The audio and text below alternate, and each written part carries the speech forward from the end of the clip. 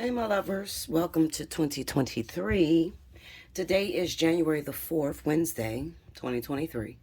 And this is going to be your daily double. Now, you guys know how this works. Basically, you got to pause the video. You need to ask the question that is in your mind's eye. Keep it in your mind's eye and then press play. And then hopefully I have the answer to the question that you are asking in your mind. If you have not already, make sure you are subscribed. Make sure your notification bell is pressed in. If you would like to donate, it's greatly appreciated. Just remember that when you donate, to leave me your email so I know that you donated to me, especially if you use like Cash App. Okay, I can't really talk on Cash App. I can only send emojis. Okay, all right. I love you so much, and let's get started. If you like this video, give me the thumbs up. Go ahead and pause the video and ask your question. This is the Mona Lisa tarot deck by Lo Scorpio. Spirit and universe, what are the messages that you have for the collective? I want you to tap into the most important questions. Grab the question of today, January the 4th, 2023. I give you full permission to use me to answer any questions that really has these people that are watching this video bogged down, stressed out, worried, and need to make a decision, an urgent decision. And those, I ask that you only give me those answers that affect the person's life moving forward. Show me.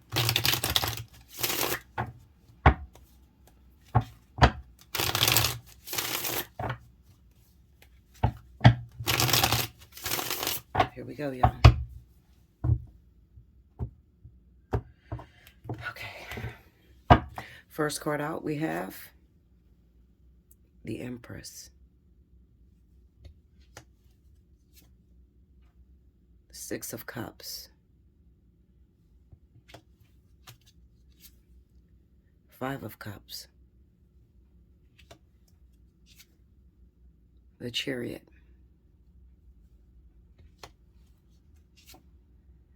And the Five of Swords. The overall energy at the bottom of the deck, for whoever asked this question. Okay, come on, focus. I don't know why it's not focusing. Two of Swords, there we go. And I usually take the card right up under that, and that is the Ten of Cups. So this is family issues that we're dealing with right now, okay?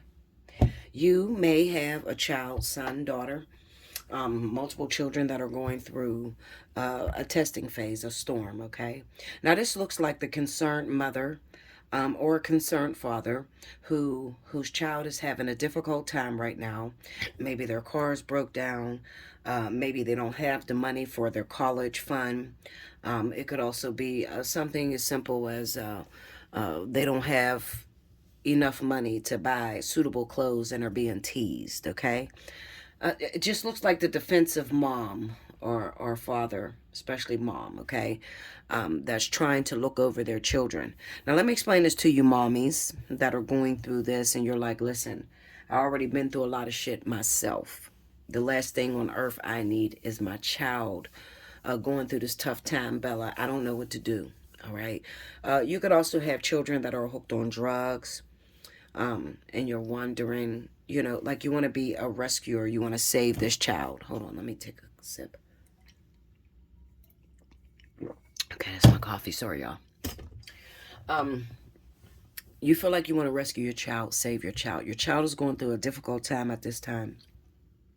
It can be that they have been betrayed by friends. It can be that they got incarcerated because they were set up, they were snitched on. Anything like that. But this is ultimately representing family life, family ordeals, dealing with your children and being, what's the word? You're sad. You know, you want to rescue your child. You don't want your child to go through this controversy. And what you're doing is, with this Six of Cups here, you're remembering your upbringing. You're remembering how difficult it was for you, how much you struggled, especially with that Five of Cups being there. You know, the things that you lost, the things that you've come through. and you are praying, begging God, begging the universe to please protect my child, stand guard over my child and help them out with their finances, their drug issue, their friends betraying them. I don't want my kid to go through this, and I feel defenseless and I don't know what it is that I'm supposed to be doing. So here's the answer to your question. Absolutely nothing. You are not supposed to do anything. Spirit has a responsibility in teaching your children. Your responsibility is to simply have these children, feed them, make sure there's a roof over their head, and make sure that they're safe. That's your responsibility. Once you do that, Spirit is then responsible for making sure they learn their lessons, making sure they can even get to the point of where you are. Okay, so there's going to be a lot of detrimental, it looks detrimental to you, detrimental situations, testings that these children are going to go through, simply to shape who they are, to make them a true woman or a true man. Okay, I'm a very protective mother. I have one child. Okay, I only got one, so I worry about her all the time. I suffer a lot in my life, okay? Too much is given, much is required. So I suffer a lot. And my biggest prayer has always been, Lord, don't let my baby have to suffer the way I have.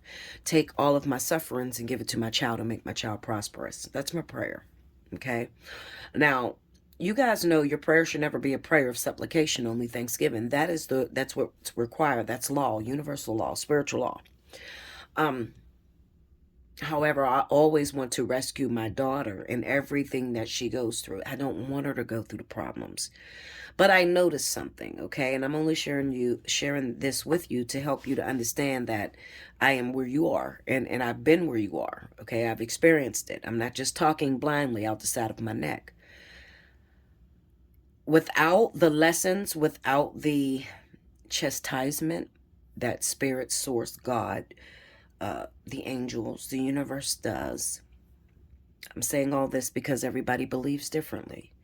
Without the chastisement, the child becomes entitled. They have a mentality of entitlement. What does that look like, Bella? Well, you got to do a lot of arguing when you ask your child to wash the dishes, you ask your child to help you clean the house or clean up after themselves. They have a sense of entitlement. Meanwhile, you just bought them a brand new car with all you had. You just played their college intuition. You watch their children every day. But then when you ask for something, they feel that they don't need to do that. They feel like your job, bringing them in this world, is to always give them what they want, especially if you're dealing with the Z generation or the millennials, okay? These are very, very wayward children. They don't have the same humbleness that we had growing up, okay? Especially those of us that are of the last wave. The last wave is usually in the 90s, the early 90s, okay? So that was the last wave. Everything after that becomes the new millennials, okay? The 2000s, children that were born after mid 90s, okay? These children have a mentality of, they got a go-getter mentality, which is good, whereas the last wave, us last wave children that were born before 1995, okay, moving all the way back to about 79, we have a more humble approach to the way that we do things. We often feel like there has to be sacrifice. So we can't get anything unless we do something to deserve that. That's our mentality. With the new millennials and the children that are born after 95, they feel like, their birth, they should always be what do you call them? The heiress. The heiress of their moms and fathers. So the struggling that we dealt with to bring them in this world and bring them up, they constantly feel like it's deserved and they shouldn't have to beg or want for nothing. If I need something, mommy or daddy should take care of it, and that's that. Now, it doesn't create individual that will last very long. What I mean by that is most of those children that think that way usually don't make it past 21 years old. It's sad, okay? Or even 25. They don't make it past that, that year, especially with these new millennials. Death is like, oh, you're lucky if you're born after 1995 that you make it up to 30 or 40 years old. You're lucky. All right. But we don't want that. We want to build strong women and women and men, of the new generation. We want them to understand that what's given to them they had to work hard for, or we want them to understand that they need to work hard.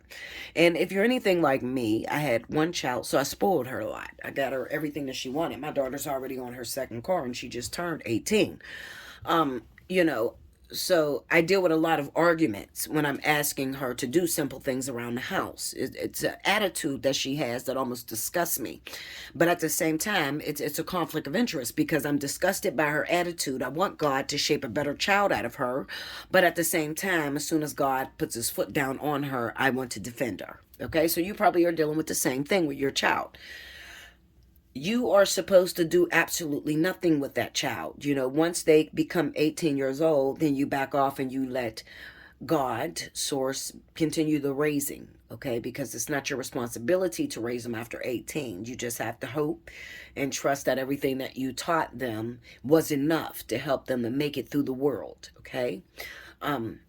My daughter, specifically, I'm a very gifted woman, all right? The powers that are inside of me are unlike anything I've ever seen. And I'm being honest, I'm not bragging, okay? I'm very humble, so don't take this wrong. But I do a lot of suffering to get it, okay? So my daughter, because of the prayer that I asked a long time ago, my daughter is very privileged, okay? She doesn't have to ask or beg for anything. It just comes naturally. She lives off my loins, off my pain.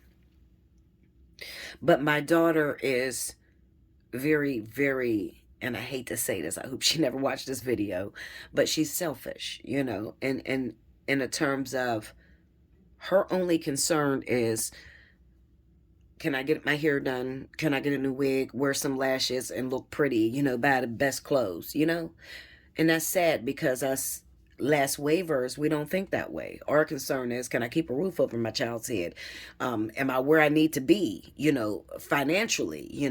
Did I take advantage of all the gifts that God gave me? Did I become prosperous in my life? A lot of us struggle with not being happy where we are now. We just are very humble compared to these children. And there's no other way that I can say this to you other than there is nothing that you can do when you see God's foot down, and you never want to get in the middle of God's business, especially if he didn't give you the authority to move in on it. Okay. So with me having so many gifts and going through so much suffering, my daughter also has to go through very harsh moments, and those harsh moments, because if it's anything out of the monies that I spend, okay, like if I buy her the car, then she has to go through the spiritual realm. If she buys herself the car, then she goes through the physicality. So she believes science is supposed to fix the issue. But me, knowing who I am, my life is lived off of spiritual. So, buying a car, let's just say, okay, so what do you mean, Bella? What I mean is I buy a car and it breaks down, okay? God gave me the funds to give me to make sure that I'm able to have a vehicle. So if it breaks down, I rely on God to fix it. My daughter, if she buys a car, she relies on working hard and getting the money up in order to fix the vehicle. Now, I'm showing you the difference in the two waves, okay? So the problem is, if I buy the car, you're subjected to my spiritual beliefs. If you buy the car, then you can do it your spiritual way. But if it's anything that comes from mommy or daddy, you're going to have to go through the same sufferings that the parent went through. Okay, so like generational curses. Okay, I don't like to use curse because it's not really a curse. It's just you got to understand. Divine order is what it is. Okay, so divine law, divine order is that we, when something goes wrong in our life, we trust God. We pray about it. We feel, what did we do wrong to get this, to be subjected to these pains? The children of New Age trust science. So if they lose a car, they just look for more money to buy a new car, or look for money to fix the car fit financially. And they can do that very well, and they don't seem to be punished the way that we're punished, okay? So it's sort of like... I ain't going to go there. No, I'm going to leave that alone right now because I think that's something I'm going to leave for my new channel, The Bella Dutch, okay? I'm not going to go there. And I know you're like, Bella, share the tea. Okay, so I will say this. It's two divine forces, two. There is the spiritual wave and there's the scientific wave. Two divine forces of life. Negative, positive, good versus evil, the devil versus God. Two divine forces. But I'm gonna say this and I'm shutting this reading down, okay? Because I don't like to talk too much. I am still in media, and media is subjected to be judged. God is all. Okay? God is the God you know as well as the devil you know. There's nothing above God that is, opposing God. It is all God. Both waves, both energetic force fields. The negative and the positive is all God. Make sure you like, comment below, subscribe if you haven't already. Hit your notification bell. You want a personal reading? Allseeingeyetarot@gmail.com. Make sure you give me the thumbs up. And I will see you again tomorrow on the 5th of January.